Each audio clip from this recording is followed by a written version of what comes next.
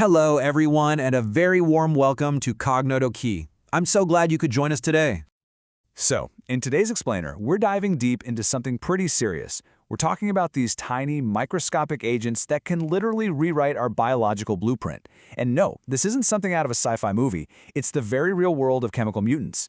We're about to find out exactly how they pull off this sabotage. All right, so before we can really get into the sabotage, we have to understand the target, right? And the target here is DNA. Think of it as the ultimate instruction manual for every single living thing on this planet. It's this incredibly complex, beautiful molecule that holds all of the secrets to who we are. But what happens when someone, or something, makes an unauthorized edit to this super important blueprint? Well, that change is called a mutation, and even a single one can have these huge, profound consequences. It turns out some of the most effective agents of that change are actually chemical. Okay, so now it's time to meet the culprits. We're talking about chemical mutagens. These are compounds, some are natural, some are man-made, and their whole job really is to alter our genetic material. And they don't just go around causing random damage. Oh no, they're much more methodical than that. They have a playbook, a strategy, and it involves three primary methods of attack.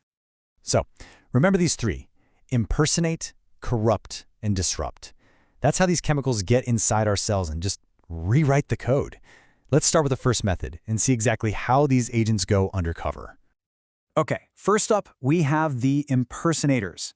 These are what we call base analogues, and they're basically chemical imposters. They're structured so similarly to the real building blocks of our DNA that they can actually fool the cell's machinery. Let's take a look at a specific example, 5-bromouracil. Now, this chemical is a dead ringer for thymine, which is one of the 4 essential DNA bases. So the big question is, how does an imposter like this get past our cellular security? Well, picture this. The cell's replication machinery is working fast. It's in a rush to copy all the DNA. And in that rush, it grabs the 5-bromouracil, thinking it's thymine, and just slots it right into the new DNA strand. But here's the catch. This impersonator has a secret. It has a double identity.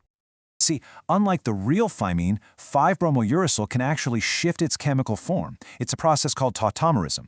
And when it's in this other, rare form, it suddenly starts looking like a different base, cytosine. This is what causes it to pair incorrectly with guanine during the next round of replication, leading to what's called a transition mutation. And once that happens, that's it. The substitution becomes locked in. The genetic code in that one spot is changed forever. It's pretty incredible, right? A simple case of mistaken identity leads to a permanent mutation. All right, so that was the impersonators. The next group of saboteurs, well, they don't bother with going undercover. They prefer a direct chemical assault. These are the base-altering agents. And yeah, they don't try to get into the DNA. They just attack the bases that are already there, changing them so they don't pair up correctly anymore. And they have a whole arsenal of chemical weapons to do this. You've got deaminating agents, like nitrous acid, that literally just rip an amino group off a base, completely changing its identity. Then there are hydroxylating agents that add a hydroxyl group, forcing a base to pair up with the wrong partner. And finally, you have alkylating agents, which add these big, bulky chemical groups that can cause all sorts of problems.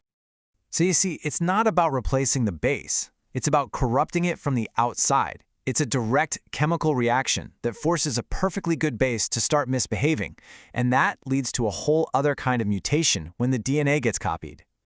And that brings us to our final class of saboteurs, and honestly, these guys are agents of pure chaos. They don't bother with impersonating or corrupting individual bases. Nah, they go for the whole thing. They disrupt the entire structure. We're talking about intercalating agents. These are these large, flat molecules that just slide themselves in between the stacked bases of the DNA double helix. Seriously, think of it like shoving a brick between the rungs of a ladder. The whole structure gets bent out of shape, it gets distorted, and this physical distortion, this is where the real trouble begins. Because when that same replication machinery comes along to do its job, it hits this physical bump.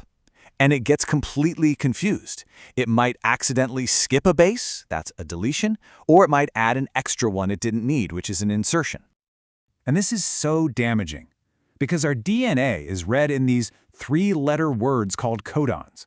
So if you add or remove just a single letter, it shifts the entire reading frame. The rest of the genetic sentence just turns into complete and utter nonsense. So, we've just gone through this entire sabotage manual. What's the main takeaway here? What have we learned? Well, we've seen 3 totally distinct strategies that these chemical mutagens use to mess with our DNA, right? And understanding how they work isn't just academic. It's absolutely critical in fields like medicine and genetics. It helps us understand diseases like cancer, and it's key to developing new treatments. But here's something to think about. We've been talking a lot about the errors, the damage these agents cause, but are all errors destructive? Or could they also be those unpredictable sparks that actually drive evolution forward? It's a fascinating question. Thank you so much for joining us here on CognitoKey for this explainer. Hey, if you found this breakdown useful or interesting, it would mean the world to us if you'd hit that like button, subscribe to the channel, and maybe share this with someone you know who's also curious about this stuff. We'll see you in the next one.